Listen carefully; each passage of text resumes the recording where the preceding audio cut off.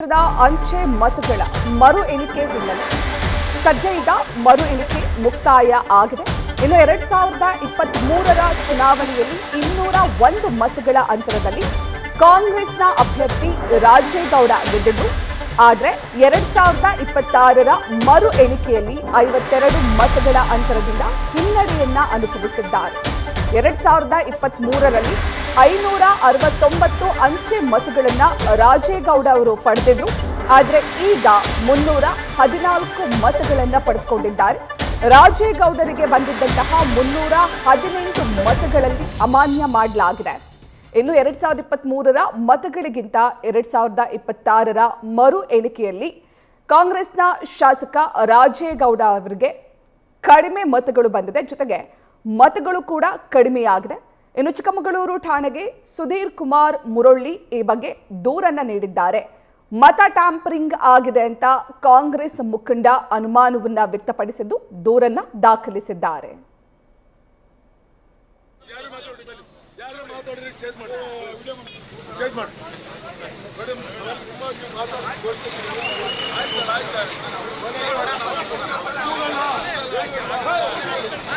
ಸದ್ಯ ಶೃಂಗೇರಿ ಕ್ಷೇತ್ರದ ಅಂಚೆ ಮತಗಳ ಮತ ಎಣಿಕೆ ಕಾರ್ಯ ಮುಕ್ತಾಯವಾಗಿದ್ದು ಹಲವು ಜಟಾಪಟಿಗೆ ಕಾರಣವಾಗ್ತಾ ಇದೆ. ಇನ್ನು ಮರು ಎಣಿಕೆ ಆರಂಭವಾದಂತಹ ಸಂದರ್ಭದಲ್ಲಿ ಕಾಂಗ್ರೆಸ್ನ ಶಾಸಕ ರಾಜೇಗೌಡ ಆರೋಪವನ್ನ ಮಾಡಿದ್ರು. ಮತಗಳ ಟ್ಯಾಂಪರಿಂಗ್ ಆಗಿದೆ ಎನ್ನುವಂತಹ ಆರೋಪವನ್ನ ಮಾಡಿದ್ರು. ಆ ಮತಗಳಿರುವಂತಹ ಟ್ರಂಕ್ನ ಲಾಕ್ ಇಲ್ಲ, ಆ ಲಾಕ್ ಅನ್ನ ಓಪನ್ ಮಾಡಲಾಗಿದೆ. ಜೊತೆಗೆ ಆ ಸೀಲನ್ನ ಓಪನ್ ಮಾಡಲಾಗಿದೆ. ನನಗೆ ಬಂದಿದ್ದಂತಹ ಮತಗಳಲ್ಲಿ ಕೆಲವೊಂದು ಗೆರೆ ಅಥವಾ ಲೈನ್ ಇಲ್ಲದೆ ಇರೋದ್ರಿಂದ ನನಗೆ ಅನುಮಾನ ಬಂದಿದೆ ಎನ್ನುವಂತಹ ಮಾತನ್ನ ಹೇಳಿದ್ರು. ಇವಾಗ ಹೆಚ್ಚಿನ ಮಾಹಿತಿಯನ್ನ ನೀಡ್ತಾರೆ ನಮ್ಮ ಪ್ರತಿನಿಧಿ ಮಹಾರುದ್ರ. ಅಂಚೆ ಮತಗಳ ಮರು ಎಣಿಕೆ ಕಾರ್ಯ ಅಂತೂ ಮುಕ್ತಾಯವಾಗಿದೆ. ಆದ್ರೆ ಈ ಬೆನ್ನಲ್ಲೇ ಮತ್ತೊಂದು ಆರೋಪ ಕೇಳಿ ಬರ್ತಾ ಇದೆ, ಮತಗಳ ಟ್ಯಾಂಪರಿಂಗ್ ಆಗಿದೆ ಅಂತ. ಇನ್ನೊಂದು ಕಡೆ ಜೀವರಾಜ್ರವರು ಮುನ್ನಡೆಯನ್ನ ಸಾಧಿಸಿದ್ದಾರೆ. ಇವಾಗ ಹೆಚ್ಚಿನ ಮಾಹಿತಿಯನ್ನ ನೀಡೋದಾದ್ರೆ ಹೌದು ಪ್ರತ್ಯಕ್ಷ ನಿನ್ನೆ ಶೃಂಗೇರಿ ವಿಧಾನಸಭಾ ಕ್ಷೇತ್ರದ ಅಂಚೆ ಮತಗಳ ಎಣಿಕೆ ಕಾರ್ಯ ಮುಕ್ತಾಯ ಆಗಿರುವಂತದ್ದು. ಆದರೆ ಆ ಎಣಿಕೆ ಕಾರ್ಯದಲ್ಲಿ ಹಲವು ಹೈಡ್ರಾಮಾಗಳಿಗೆ ಕೂಡ ಸಾಕ್ಷಿ ಆಯ್ತು. ಕಾಂಗ್ರೆಸ್ ಮತ್ತು ಬಿಜೆಪಿ ನಡುವಿನ ಗೆಲುವಿಗಾಗಿ ಹಾವು ಏಣಿಯ ಆಟವನ್ನು ಆಯ್ತು. ಅಂತಿಮವಾಗಿ ಚುನಾವಣಾ ಹೈಕೋರ್ಟ್ ಆದೇಶದ ಮೇರೆಗೆ ಚುನಾವಣಾ ಅಧಿಕಾರಿಗಳು ಮತ ಎಣಿಕೆಯ ಕಾರ್ಯವನ್ನ ಈಗ ಮುಕ್ತಾಯಗೊಳಿಸಿದ್ದಾರೆ. ಅದರಲ್ಲಿ ಈಗ ಆಂತರಿಕವಾಗಿ ಬಂದ ಮಾಹಿತಿಯ ಪ್ರಕಾರ DN ಜೀವರಾಜ್ ಅವರು ಅಂಚೆ ಮತದಾನ ಮೂಲಕ ಒಂದು ಮುನ್ನಡೆಯನ್ನ ಕಾಯ್ದುಕೊಂಡಿದ್ದಾರೆ.